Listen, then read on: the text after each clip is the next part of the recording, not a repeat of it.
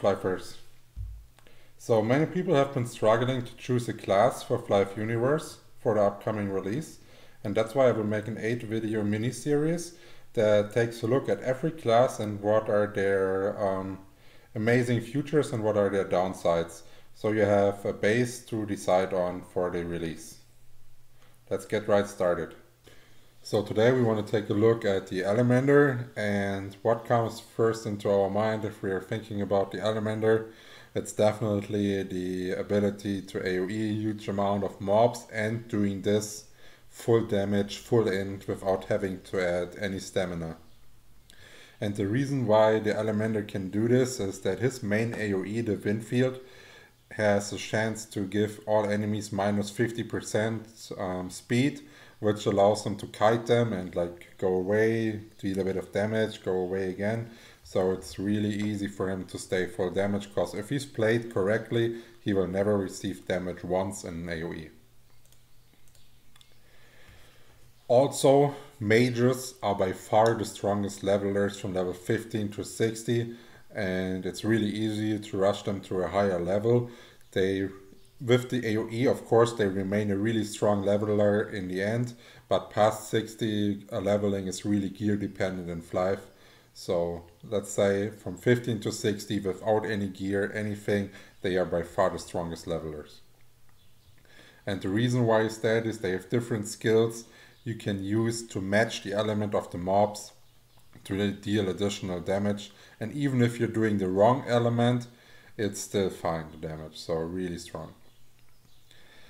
And yeah, another thing, for some reason on official servers it's usually not as popular of a class. So this means the gear will be really cheap and not a lot of players will have high demands on it early on. And if you're playing the hit and run AoE Elementor that I just mentioned that's going full int, you basically don't need any gear.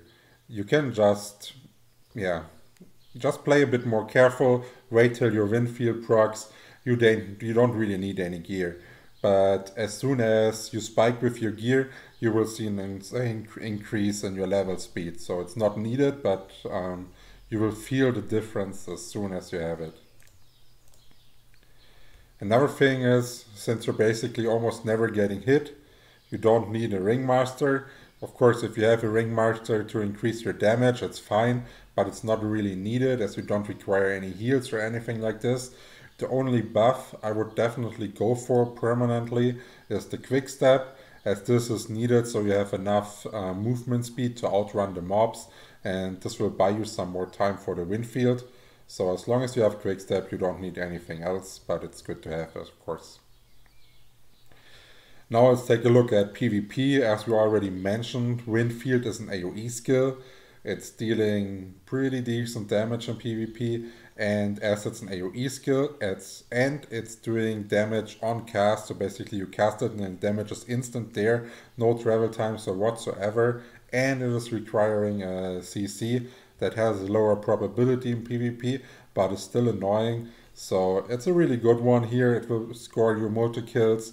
It will actually make your enemies mad, because they will need to use a whole bunch of holies if you keep using it. Even maybe you target somewhere else, you run into the AoE and bam, you get caught in the wind field, you have to pop a holy.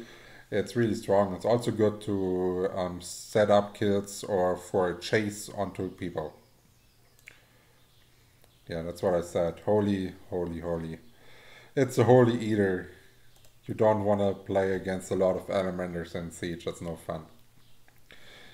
And I wasn't sure to put that on the pros or the cons, because I think many people enjoy having to use different skills, adapting to different situations.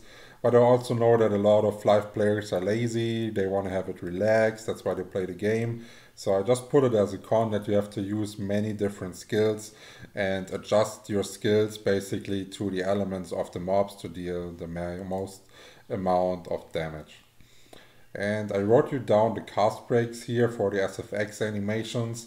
And as we are not able to get the 100 cast, I believe, in the early stages of Project M or Flyff Universe, what it's called now, we will most likely, it will always, if you're used to 100 cast and you're not able to get it, it will feel really slow for you. And as we already mentioned, the hit and run Elementor is really movement speed dependent.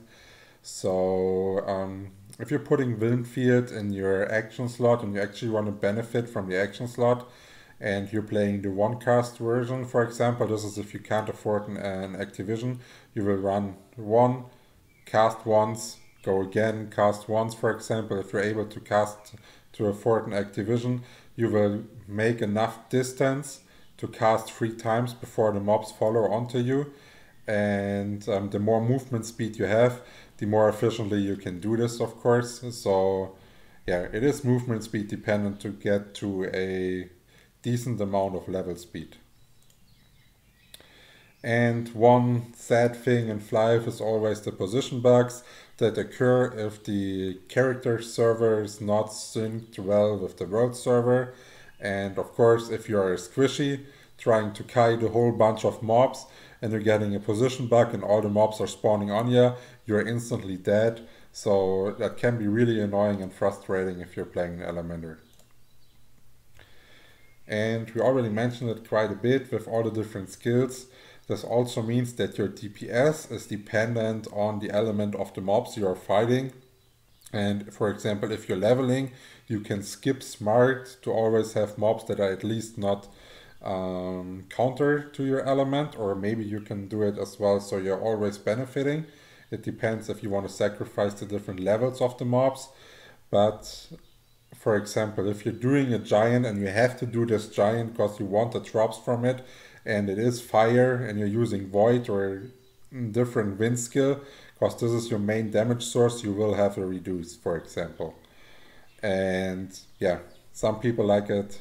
Some people are fine with it because they see it as having an advantage somewhere else and taking a downside from there. And some people are just mad and rage about it because they always think they need a specific skill for every element that does good damage, and that's not the case if you're looking at the Elementor. Overall, we can say that an Elementor has low defense in PvP. This is due to a low HP per stamina ratio and a low block rate, because he doesn't benefit from dex statting at all in like damage skills. And that's why you're basically as an Elementor, your positioning is key, and you're really vulnerable to Dark Illusion classes like Ranger and Jester. They will go for you and try to snag you, especially if you're joining in level gear. Yeah, and now finish it up with the same question as usual. Is Elementor your way to victory? If you're choosing Elementor, please let me know in the comments.